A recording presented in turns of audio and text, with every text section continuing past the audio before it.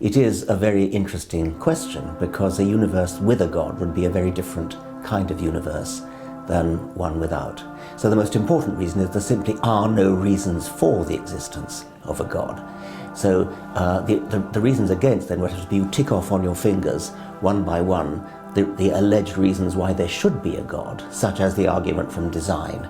Things look so beautifully designed, bananas and apples and things like that, and humans and kangaroos and so on. And they look as though they've been designed because that's what Darwinian natural selection does. It makes them look as though they're designed. It produces a very good simulacrum of design. I think that's the most important reason against, that Darwin has exploded once and for all the argument from design. Other reasons that have been offered, for example, people claim to have a subjective experience, a personal experience of God. Well, we all know how easily people are fooled. We all know how easily people hallucinate, how easily they imagine, how easily they dream. So that's an extremely poor argument in favor of the existence of a God. Who loves the world is the enemy of God. You have enmity between you and God. Unless you accept Jesus Christ as your personal Lord and Savior, you are God's enemy.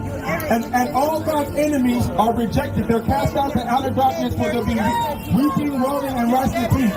You see how calm and peaceful and loving I am? You see how angry you are? You know why you're angry? I am black. I am black. I am black. The fucking racist. Why is he racist? You fucking bigot. What does racist mean? You guys need to go get dictionaries. You're fucking pride. You're freaking. I'm angry? I'm trying to save your life. If you die, you're going to go to hell. You're not Jesus.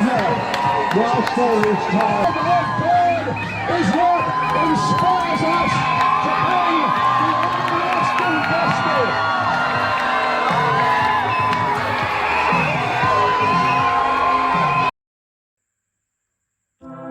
Many people don't understand the real war and catastrophe going on in the world today. Some see it as a war between government. Some see it as the oppressor rebelling against the oppressed. Some see it as fighting for their right. After watching this video, your eyes will open up to see the depth of the problem. The Bible made it clear that in the beginning, two great lights were created, one to rule the day and the other to rule the night. Some think it's about the moon and the sun, but it stretches beyond them. Jesus further spoke in Matthew 25:31-46 about the parable of the goats and the sheep, and gradually it's taking shape before our own very eyes. There is the Baphomet with his armies, and by their fruits you will know them. They represent freedom. They are luminous, the greatest of all times, the gods of all things. They have the knowledge of the middle part, the knowledge that units the male and female together. They intend to destroy every hierarchy in approaching the concept of God. Therefore, they make themselves gods. To them, supreme God can be attained by every individual anywhere by acquiring the secret knowledge. This knowledge is accessed by eating of the fruit forbidden by the tyrannical Most High God, who wishes to remain in the throne forever and ever.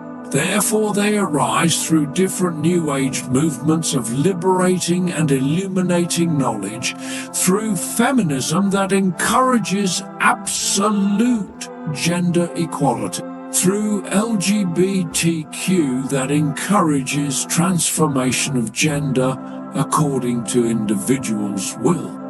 These movements and concepts are soldiers of Baphomet, insisting on making their will to become what is upheld in all spheres of this world. There is Jesus with his armies, and by their fruits also you will know that they represent freedom. They are luminous. those who are led by the Spirit of God, those who are like in the law of God, not to eat of the forbidden fruit. They see God as the only one who remains almighty forever and ever. Therefore, they are those that worship God. They uphold the concept of marriage, where a man loves the woman and the woman submits to the man. They believe that one is created either a male or female and should remain as he or she was made by God. These are soldiers of Christ, also insisting on making their concept to become what is upheld in all spheres of the world. This is you looking onto these two parties, one is a goat, whereas the other is a sheep. The big question is, where do you belong? Whose soldier are you? Decide today, it's still early.